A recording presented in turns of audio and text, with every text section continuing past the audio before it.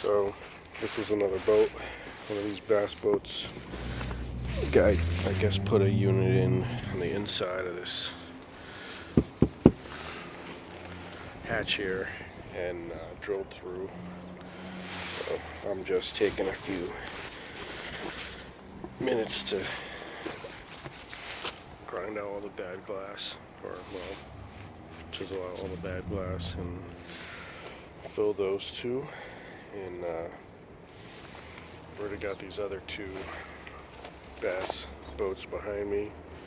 I had some chips that I have prepped more or less the same way. Just gonna go around and sand them, grind whatever needs to be, and go from there.